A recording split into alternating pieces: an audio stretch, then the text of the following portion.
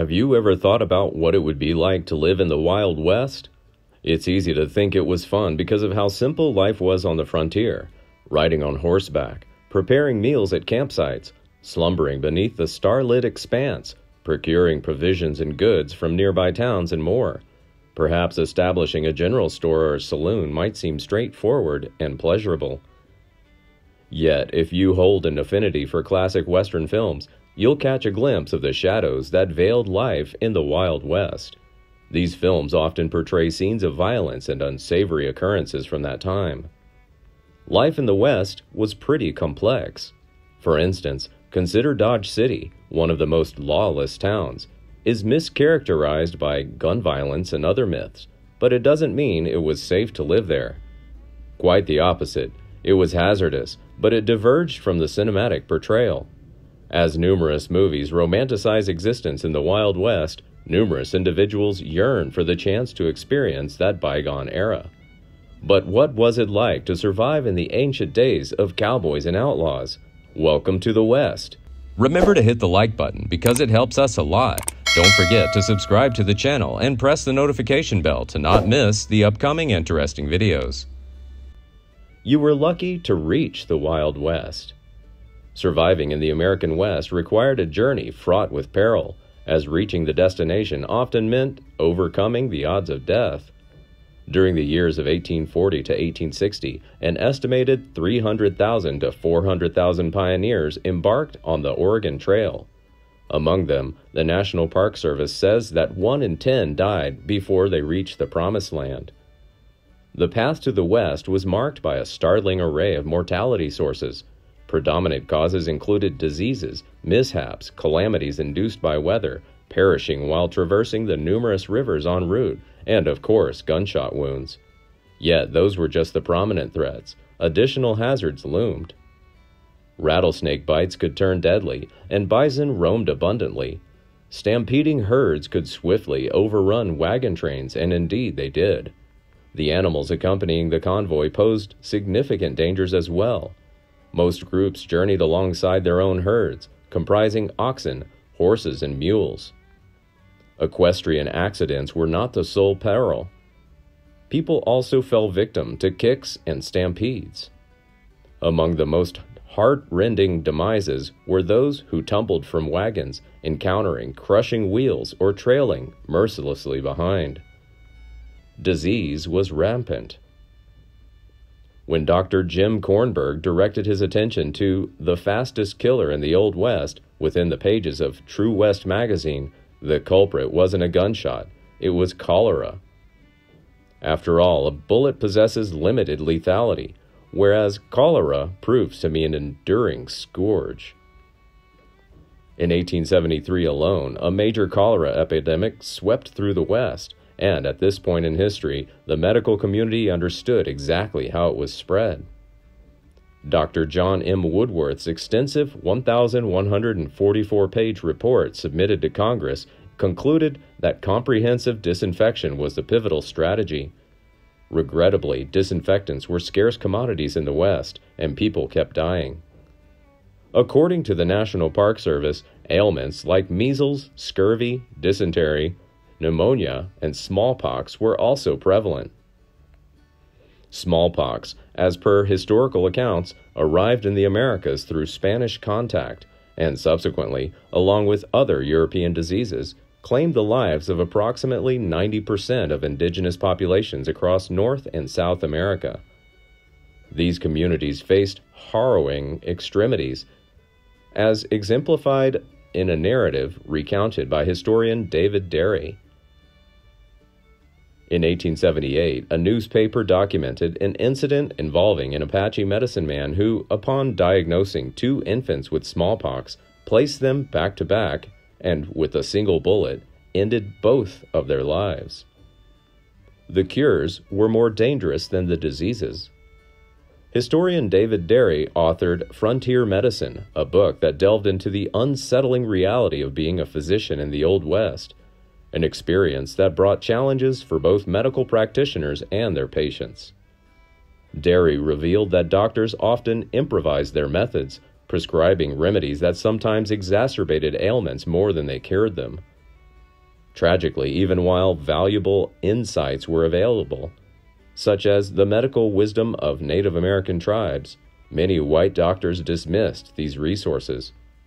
For those who fell ill or suffered injuries, there were essentially three courses of action: awaiting the arrival of a doctor if one could be located, attempting to manage their own afflictions, or resigning themselves to their fate. In cases where a doctor was present, treatments like bloodletting were common, and even the consumption of leeches posed an ordinary issue.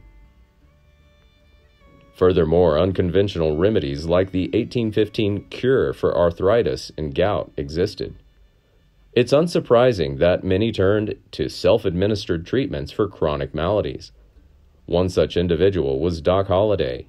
According to Forrest Tennant, Doc Holliday resorted to self-medicating with opium and alcohol when tuberculosis afflicted him. While he lived longer than expected, he was also regularly coughing up chunks of his lungs. There were lots of murders. If you watched any Hollywood Western movie, you would understand that dead bodies were lying everywhere. Everyone was forced to flee or make do with the killings. No one was safe in the Wild West. But does this portrayal align with reality? Not really.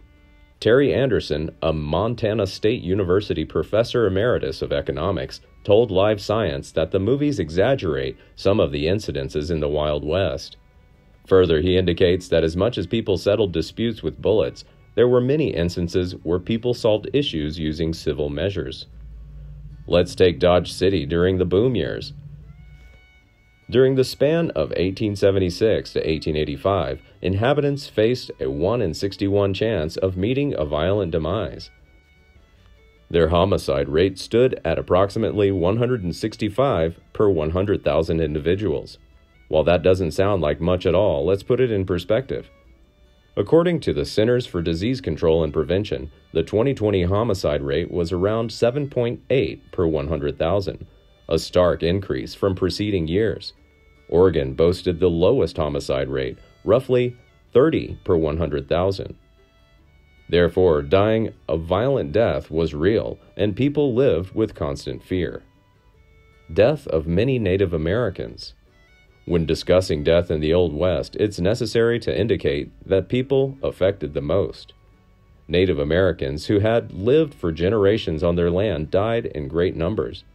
While precise figures are elusive, history suggests that North America was home to an estimated 5 to 15 million people when Christopher Columbus sailed up. However, by the conclusion of the 19th century, their numbers had dwindled to fewer than 238,000.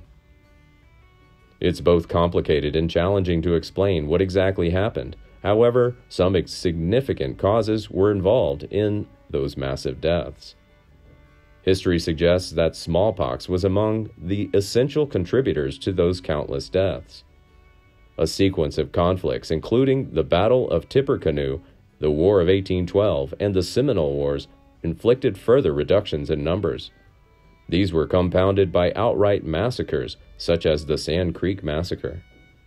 Additionally, forced relocations like the Trail of Tears exacted a heavy toll.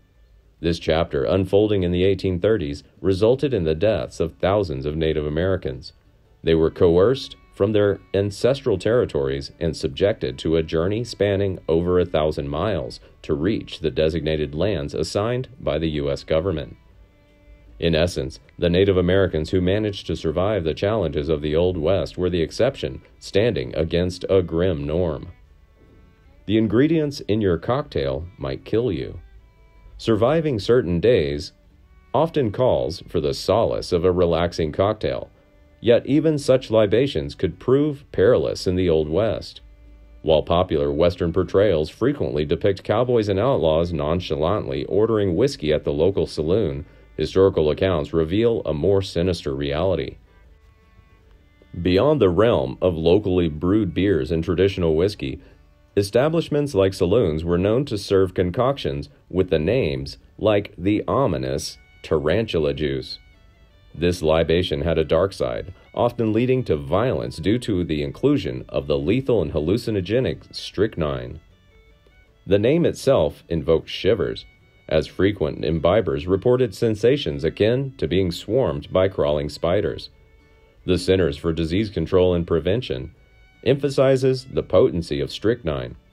Even minute qualities could trigger poisoning and death, a rather unsettling prospect. However, strychnine wasn't the sole dubious substance making its way into alcoholic beverages. Many saloons were driven by a desire to maximize liquor supplies and boost profits. This meant that numerous saloons diluted their liquors, serving patrons a potentially lethal blend of spirits infused with turpentine and even ammonia. Excessive alcohol use. The perils of excessive drinking are extensively documented, and in the Old West, it wasn't just that they were drinking, but how much. A revealing insight from True West magazine highlights the not uncommon sight of teenagers sharing drinks with adults in saloons. According to Arizona's official historian, Marshall Trimble, it was common for individuals to fall into a state of severe alcoholism before reaching even 16, an alarming contrast to contemporary standards. However, it's not just about age, but quantity. A retrospective exploration of America's historical relationship with alcohol, as conducted by Paste, sheds light on practices dating back to the 1700s. Historian W.J. Rorabaugh reveals a culture where individuals of all ages, including toddlers who would finish their parents' leftover sips, were starting the day with a breakfast drink and ending with a nightcap. Alcohol use reached a peak in the 1800s, likely attributed to bountiful corn harvests and the lucrative transformation of corn into whiskey. In essence, everyone was drinking all the time, and by 1830, intake was astronomical. To contextualize, adhering to the drinking habits of the 1830s today would equate to consuming a staggering 3.5 bottles of whiskey each week, an alarming proposition. Research drawn from the book Alcohol and Opium in the Old West underscores how drinking had evolved into an accepted leisure activity. When the cycle of abuse and addiction culminated in the emergence of the temperance movement and prohibition. Ladies of the night. There were plenty of cold nights in the Old West, prompting many men to seek companionship in the arms of what were commonly referred to as painted ladies or soiled doves, terms synonymous with prostitutes of that era. Christopher Knowlton, author of Cattle Kingdom, The Hidden History of the Cowboy West, he took a look at the prostitute industry. Once women got into the industry, there was little to no chance of getting out. Tragically, most met untimely deaths exacerbated by factors like disease, addiction, and destitution. As historian Michael Rutter aptly noted, this line of work never offered a favorable retirement plan. Historical sources like Medicine in the Old West reveal a troubling reality. An estimated 50% of people in the West grappled with some form of venereal disease, a predicament that could be transmitted to their clients. Despite attempts at precaution, the repeated use of solutions containing hazardous chemicals like mercury, carbolic acid, mercuric cyanide, and boric acid inevitably posed grave risks. Determining the toll of venereal diseases is complicated by the fact that death certificates often attributed the cause of death to something other than the actual ailment. Late-stage syphilis, for instance, could lead to symptoms that were inaccurately classified as cancer of the brain on death certificates due to the decay it caused. Mining was unbelievably dangerous. Commencing with the renowned California gold rush of 1849, mining operations started popping up across the West. According to the Independence Hall Association in Philadelphia, more and more precious metals were found, until miners weren't just looking for gold, they were also looking for fortunes in silver, copper, lead, and zinc. These metals held pivotal roles in propelling the nation's rapidly advancing industries. Pierce Mullen, a Montana State University professor emeritus of history, says it quickly became clear just how many ways there were to die in mining. The hazards spanned from mine collapses and explosions to treacherous falls down ladders extending hundreds of feet. Fatigue emerged as a significant factor in the perilous circumstances alongside the issue of sanitation. Miners frequently dwelled in densely packed communities that became breeding grounds for diseases. Their water sources were tainted not only by unsanitary living conditions, but also by the runoff from the mines themselves. The understanding of the multitude of risks miners faced only began to solidify at the onset of the 20th century, as documented by True West magazine. Medical professionals started grasping the reasons behind the prevalence of lung-related ailments like tuberculosis among miners. The root cause often lay in silicosis, a condition arising from inhaling dust laden with silica. If silicosis didn't lead to sudden and premature demise, numerous other threats loomed.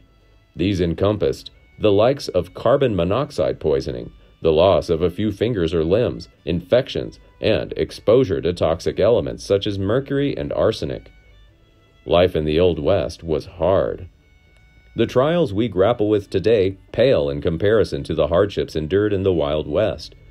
At the time, many people lost lives beginning from when they were immigrating to the Old West. Regrettably, the situation grew even more dire due to the eruption of diseases like cholera, measles, smallpox, and dysentery, causing a staggering loss of lives. On top of that, the risk of dying violent deaths was astronomically high, making people flee or live in fear. What do you think? Would you have survived in the Wild West based on the tricky and dangerous circumstances? It's conceivable that many might have been enticed by the prospect of living during that period, but that's if you are the kind who would put up with the dangers that existed. Please like and share if you find the video content interesting and useful. Don't forget to subscribe to the channel and comment below so as not to miss the upcoming interesting videos. Thanks for watching.